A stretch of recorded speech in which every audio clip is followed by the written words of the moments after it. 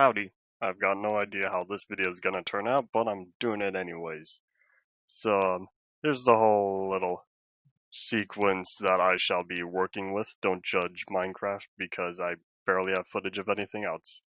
So, the whole goal is to have the colored, delayed silhouette thing come after him as he walks. So, before I begin, I went ahead and already made these silhouettes that I will be using. There's a reason why I split it up, and we'll get to that later. So what I had to do was, using crop, I manually had to make the mask myself, so you can see all the different points that I redrew the outline that I will be using. And as you can tell, it's not a very good job. If I really wanted, I'd spend a lot more hours on this, but as is, I put this together in like 20 minutes or less. So that's what I'll be doing here, and this video is just for the reference to get the similar effect that I intend to be going for. So over here, I'm gonna copy this one twice because I'll be using two different colors. So now that I have the effect I want, I'm gonna want force cell gradient because I'm too lazy to actually pick something specific. So here we go. So now I've got one solid color in the shape that I predefined. I'm going to do the same thing for this one, and then just choose different colors. Oop. I didn't even practice this. I just kind of guesstimated and went ahead and figured, good enough, I'll go for it anyways. This is just to give some sort of contrast between the two colors. So now we got a greenish one and a yellowish one. Good enough. So now we're going to go back to our original clip because we'll be using that for a reference.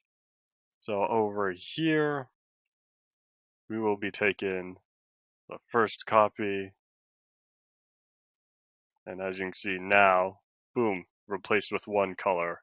But that's not necessarily what we're going for, so we'll slide to the right a bit. So now there is a delay from where there was. So the fronts, the beginning and the end will be cut off in the end. So we'll add the second one. So now we got two delays, but as you can see, they're all kind of layered on top of each other.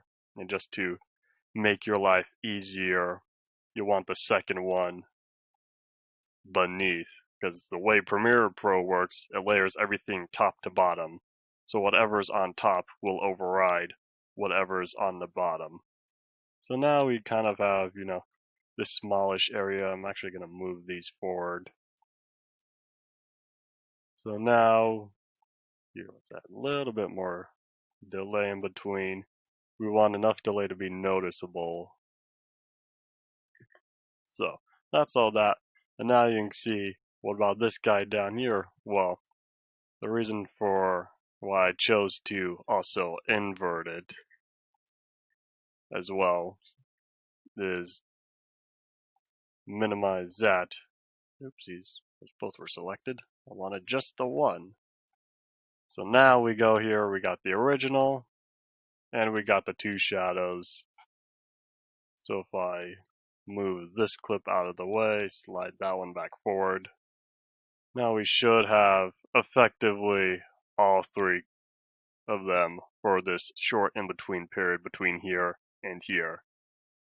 Yeah, as you can see, the cropping isn't as good as it could have been, but it's pretty much the basics for how I would design this whole little drop shadow effect thing. I think that's what the proper term would be. So yeah, until next time.